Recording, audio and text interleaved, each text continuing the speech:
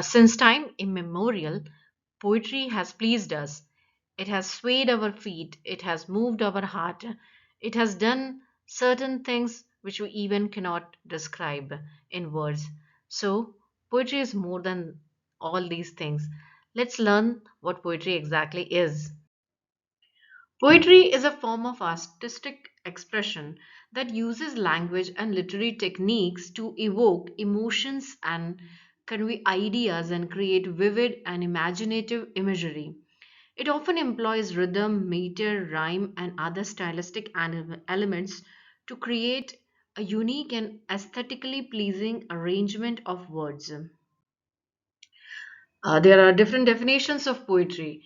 Poetry is an art form that distills human experiences, emotions, and thought into concentrated language, aiming to evoke deep emotional responses from readers or listeners. There is a kind of a language play also there in poetry.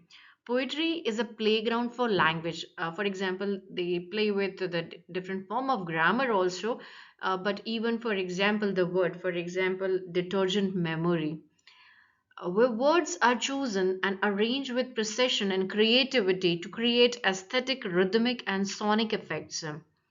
Aesthetic exploration. Poetry is a means of exploring and expressing beauty, often through the vivid imagery, metaphors, and sensory language used to paint a picture in the reader's mind. Condensed expression. Poetry is the art of saying a lot with a little. It compresses complex idea, stories, or concept into concise and impact form. For example, we come across certain stories that are in the poetic form. Even the epics are also presented in the poetic form. I'm not talking about that. I mean the epical story that are presented and created into poetry, or certain incidents are also presented in the form of poetry. Poetry communicates beyond words, and in that definition, poetry is a way to communicate not just through the literal meanings of words, but through the spaces between them, the sounds they create, and the emotions they evoke. Reflection of culture and society.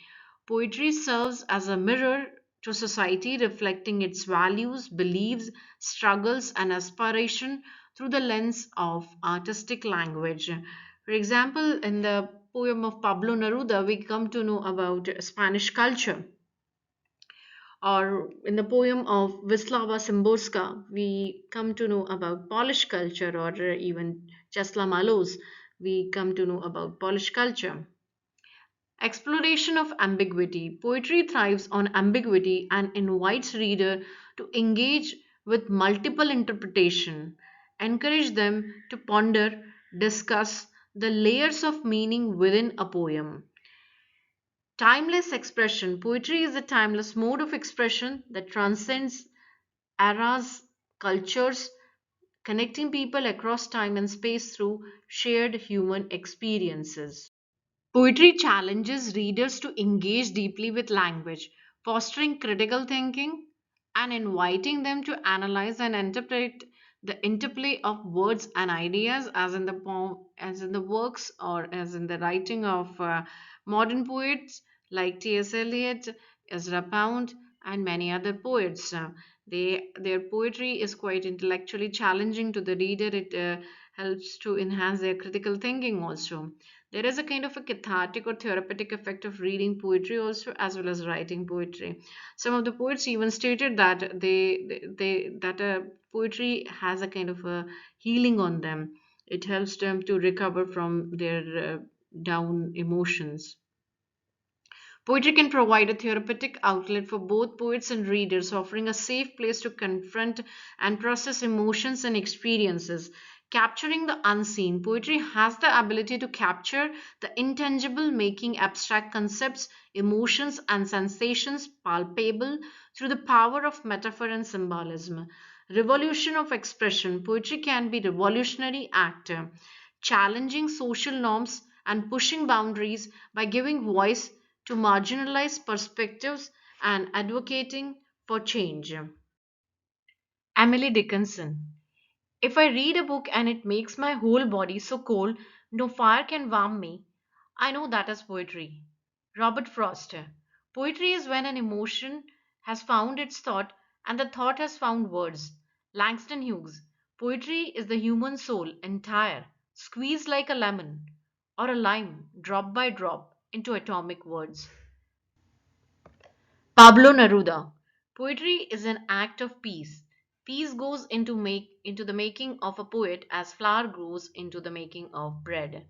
Maya Angelou. Poetry is the lifeblood of rebellion, revolution, and the raising of consciousness. T.S. Eliot. Genuine poetry can communicate before it is understood. According to Rumi, poetry is the rhythmical creation of beauty in words. Walt Whitman. To have great poets, there must be great audiences. Sylvia Plath. And, by the way, everything in life is writable about if you have the outgoing guts to do it and the imagination to improvise. The worst enemy to creativity is self doubt. Seema Sini.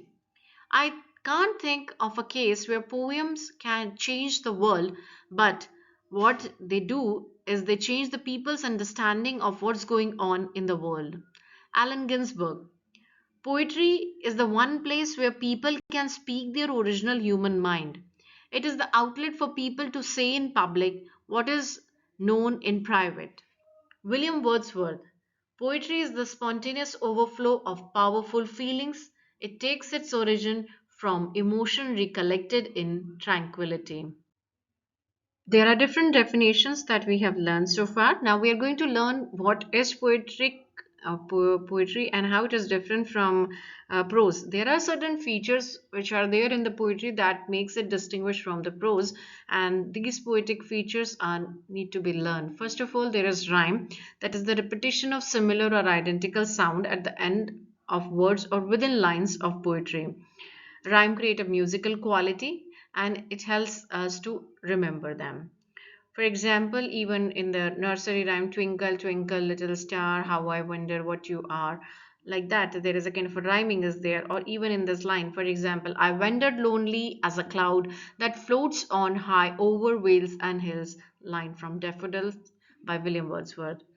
Meter is the rhythmic pattern of stressed and unstressed syllables in a line of poetry. Different meters like iambic pentameter, trochaic tetrameter, or spondi, or other anapestic. There are different meters which are there to contribute to the overall rhythm of a poem. For example, in this line, particularly, there is a kind of a da da da da da da type of meter is there. To be or not to be, that is the question. From Hamlet by William Shakespeare. Stanza. A group of lines within a poem, often separated by a space, that is by starting into the different line. Stanzas can have various structure and contribute to the poem's organization. For example, two door roads diverged in a yellow wood, and sorry I could not travel both. That is from the poem The Road Not Taken by Robert Frost, and it has three quatrains. Line break. The deliberate arrangement of lines in a poem which can affect pacing, emphasis, and meaning. Line breaks can be used to create surprise, suspense, or reflection. Because I could not stop for death, he kindly stopped for me. The carriage held but just ourself and immortality from because I could not stop for death by Emily Dickinson. So line is being breaked, and this is a kind of a separation, a kind of a suspense is created, a kind of a surprise is there. Enchantment is another poetic device which is used often in the poetry. That is the continuation of a sentence or a phrase from one line of a poem to the next without a pause, creating a sense of flow and movement. For example, this particularly if we talk about this line, I wandered lonely as a cloud. That is actually this line. There is a kind of a that is in the other line, that is in the next line, but that is the part of the sentence. This is a kind of a complete sentence is there, but it has been put into another sentence that floats on high over vales and hills. This type of poetic device is known as enjambment. Line is being, or the word is being enjambed, or sometimes even the entire line is being enjambed. So this is also a kind of a poetic device. Imagery, vivid and sensory language that appeals to the reader's senses, creating mental mental picture and enhancing the emotional impact of the poem. When we read certain lines of the poem, it creates a kind of an image in the mind of the reader what the writer wants to convey. And this particular device is known as imagery. Example, the sun was shining on the sea, shining with all his might. He did his very best to make the billows smooth and bright. This line is from the poem The Walrus and the Carpenter by Lewis Carroll. If we note the words, particularly the sun shining on the sea, there is a kind of a musical quality, but it creates a kind of an image. All the senses are, when the reader's senses get attuned to this line. Next is metaphor, a figure of speech that compares to unlike thing without using the word like and as. It is very important because in simile we use word like or as, often to convey a deeper meaning or association. For example, in the line life is a journey, here life is compared with a journey that must be traveled no matter how bad the roads and accommodation. Next is simile, a figure of speech that compares two unlike things using the word like or as. Here in simile, we use the word like or as, highlighting the similarities between them. For example, in the line, she walks in beauty like the night of cloudless climes and starry skies. This line is from the poem She Walks in Beauty by Lord Byron, or even in the song by Lanka, in which she compares that strong as a family, cold as ice. Like this, these are certain examples of simile.